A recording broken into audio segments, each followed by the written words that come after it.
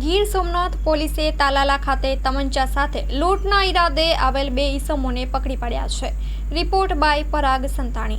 તાલાલામાં ગઈકાલે એલસીબી ગીર સોમનાથની બાતમી મળેલી કે 2 વ્યક્તિઓ એક મોટરસાઇકલ એક્ટિવા ઉપર ચોરી કરવાના ઈરાદાથી શંકાસ્પદ રીતે ફરી રહ્યા છે। બાતમીના આધારે તાત્કાલિક એલસીબીની ટીમ એસઆઈ સિંધાવ અને એ લોકો એક્ટિવ થાય અને ત્યારબાદ એમણે જગ્યા ઉપર બાતમી એવી હતી કે બંને આરોપીઓ પાસે હથિયાર છે, બંદૂક, તમંચો હતો બંદૂક, અને એ બાતમીના આધારે એમણે પછી એ જગ્યા ઉપર જઈ બંનેને રાઉન્ડ અપ કર્યા। આરોપીના નામ છે રાજેશ સોલંકી, ઉંમર વર્ષ 27, અને કુલદીપ ગોસ્વામી, ઉંમર વર્ષ 25, બંને માળિયા હાટીના રહેવાસી છે। અને ડિટેલમાં પૂછપરછ કરતાં પહેલાં તો અમે અલગ અલગ બાના કાઢેલા, પણ પછી ડિટેલમાં પૂછપરછ કરતાં એ લૂંટ કરવાના ઈરાદે માળિયાથી વેરાવળ થઈને તલાલા આવ્યા હતા।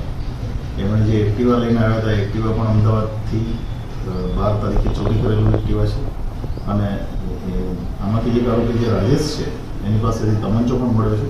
એ તમંચા સાથે અલગ અલગ જગ્યાએ જે આંગળીયાની દુકાનો છે તલાલા ત્યાં રેકી કરી લૂંટ કરવાના ઈરાદાથી આવ્યા હતા। અને લોકલ બાતમીદારે પોલીસને વિગતો આપી હોવાને કારણે પોલીસે એ લૂંટનો એનો પ્રયાસ જે છે નિષ્ફળ બનાવ્યો છે। સર, અન્ય ગુનામાં સંડોવાયેલા છે, શું છે આખું? હજી તો અમે એને ઇન્ટ્રોગેશનમાં લઈશું। ઉંમર જોતાં અને બેઝિક ઇન્ટ્રોગેશન જોતાં અમને ગુનામાં સંડોવણી દેખાતી નથી। બંને કોમ્પિટિટિવ એક્ઝામની તૈયારી કરે છે, યુપીએસસી, જીપીએસસી અને અન્ય એક્ઝામની, એટલે હાલમાં દેખાતી નથી, પણ ઇન્ટ્રોગેશનમાં જે આવે એ વિગતો આપણે આપી શકીએ। સાહેબ, તમારો મતલબ કાયદેસર ચોરીનો છે, કેવી રીતના છે એ પણ તપાસનો વિષય છે। અત્યારે અમે તમંચો કબજે લીધો છે અને એ તમંચો એની પાસે એક્ઝેક્ટલી ક્યાંથી આવ્યો છે એ તમંચા, કારણ કે એનું મેન્યુફેક્ચરિંગ બહારનું લાગે છે આપણું ગુજરાતમાં, એટલે એ દિશામાં પોલીસ હવે તપાસ આગળ કરશે। ખાસ કરીને વિદ્યાર્થીઓ છે એવું કે જાણવા મળ્યું છે, શું છે વિગત? બંને લોકો જે છે છોકરાઓ એ કોમ્પિટિટિવ એક્ઝામની અગાઉ કીધું તૈયારી કરે છે।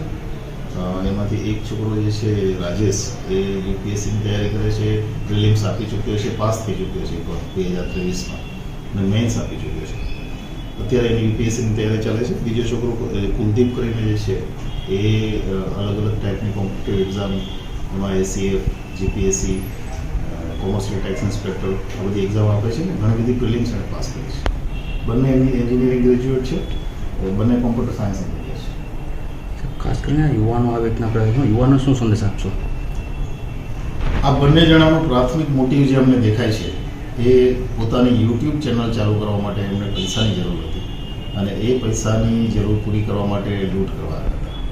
એટલે મને એવું લાગે છે, આમ તો સાયકોલોજીસ્ટનો વિષય છે, પણ અમને એવું લાગી રહ્યું છે કે યુવાનોનું જે સોશિયલ મીડિયાનું વળગળ છે એ આ બનાવનું કારણ છે।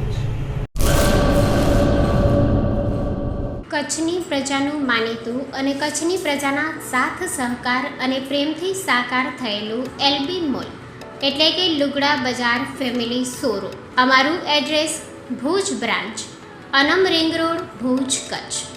Mobile number 8980413537।